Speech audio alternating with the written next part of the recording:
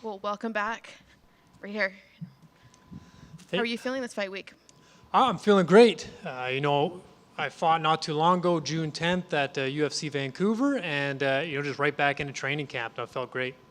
Did you like that quick turnaround? Did you feel like you needed a quick turnaround, or would you have preferred to have a little bit more time? No, I love the quick turnaround. I mean, this will be my third fight this year, and I feel like it's even easier for me just to stay in training camp, continue to build on my skills and stuff. But yeah, having a long kind of time off between fights, I really don't like that. So this has been great. How important was that win for you? I know you had the draw and then you had some losses. How important was that for your mentality to get that win?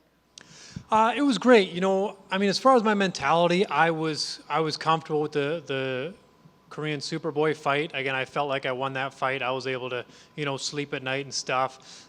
Even with the Jai Herbert fight last year in London, I mean, I went back and watched it a bunch of times, and I mean, there's nothing I could do about what the judges do.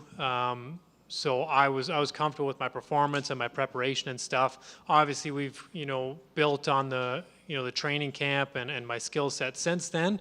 But yeah, mentally I've been good with all my last few fights. Do you ever have to consider? I mean, you're going to be fighting somebody Hispanic. Believe he's from Mexico, and this is a Hispanic card. There's going to be a lot of people cheering for that fighter.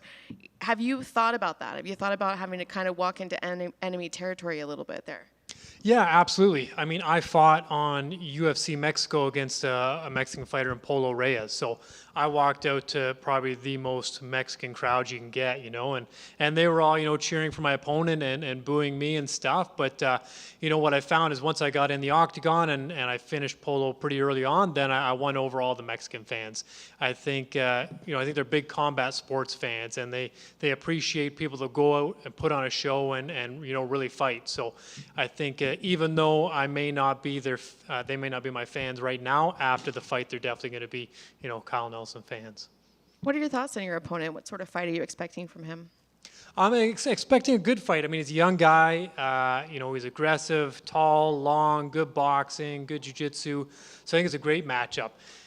I think we pair up well, in a lot of that stuff. I think my Muay Thai is a little bit better than his boxing. I think my wrestling and jits is a little bit better than his jits. But him being young and hungry and just getting into the UFC, I think it's gonna make for a good matchup. And last question for me. I know you said you like that quick turnaround. Do you think that maybe you'll fight again one more time this year? Is that the goal? So I would like to fight in December unless the UFC comes to Canada in January. So we'll see what happens with that. But yeah, I'd love to again get another turnaround, 3 or 4 months. And yeah, I mean, obviously Canada would be preferable, but if they're not going to come, then yeah, I'd like to fight again in December. Thank you. Hey Kyle, right back here. Yeah.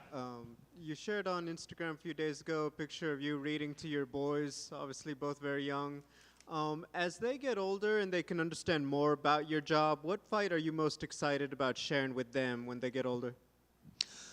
I think as they learn to kind of understand what I do for a living, it's not even going to necessarily be one of my performances that I would look forward to share with them the most. I think it'd be kind of the hard work and the perseverance that I've put into, my career. It's one thing to see kind of what I do in the cage for whatever 10, 15 minutes, but they're going to get to be behind the scenes and a part of a lot of my training camps and see how hard I work, and if I can instill some of that work ethic and the ability to overcome adversity and stuff like that in them, I'd much prefer them learn that from me than just be excited that, oh hey, my dad's on TV. You touched on it, obviously fighting, Mexican on Mexican Independence Day. Is there any time where you feel a little spoiled? Like, obviously, the last fight, you're at home in Canada, and now, obviously, it's a very different thing. Is it a little difficult to be like, well, I couldn't get used to that feeling, you know what I mean? It was definitely a good feeling, walking out in UFC Vancouver with all the Canadian fans there. But I take it as, like a treat. It was awesome, but now it's back to work, I'm from Canada. I'm generally always the away guy, whether I'm fighting in Mexico or the States or England. I'm always going to be the away guy, so that's what I'm comfortable with. One final one. Obviously, Yasmin Jasdavisi is also on the card. Both Canadians, both fighting Mexicans. Has there been anything at the hotel, any fist bump saying, hey, we got this together for the North? I actually haven't seen her this week yet, but I saw her last week, at training. We get to train together a bit up in Canada. I saw one of her coaches today, so I got to talk with them and stuff. But yeah, I definitely think, we've both had a great training camp for this fight, and I think we're both going to put on great shows. Thank you.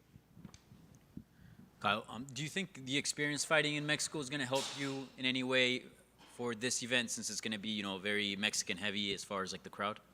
Yeah. I mean, it's always different going into somebody else's hometown. The same with England and stuff, and hearing the the boos and all that stuff. But it was definitely kind of something refreshing in Mexico when I was able to win over the crowd, and they did appreciate a good performance and a good fight.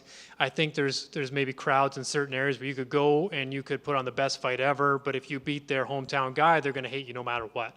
Whereas I feel like the Mexican fans they appreciate combat sports, with a a long history of boxing and stuff like that. I think they they're not going to be biased towards me after the fight. If I put on a good fight, an honorable fight, then I think I'll win a lot of them over. Is there any mental preparation or anything you need to be aware of when fighting with the crowd against you? No, I think I went through that preparation earlier on in my career, again, always being the away guy, and now, I'm so strong mentally that it's not even necessarily something I have to, visualize or go through or anything. I've already got that locked in. Yeah. And I don't know if you've realized this, but I know you fought in the Apex before, but generally, like, you're fighting pretty big events with big crowds, right? Like, that's kind of been the story of your career. And sometimes we hear, like, fighters say, like, oh, I want to feel the crowd. I don't want to fight in the Apex anymore. Have you noticed that? Like, you've kind of, and I guess in a way, been lucky that, like, you've been able to be part of, like, these big events in big arenas?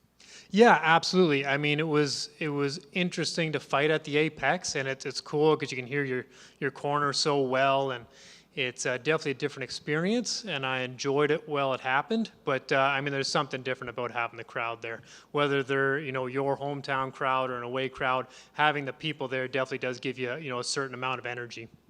Thank you. Kyle, over here. You mentioned that you're coming off a win at UFC 289 in front of an electric Canadian crowd.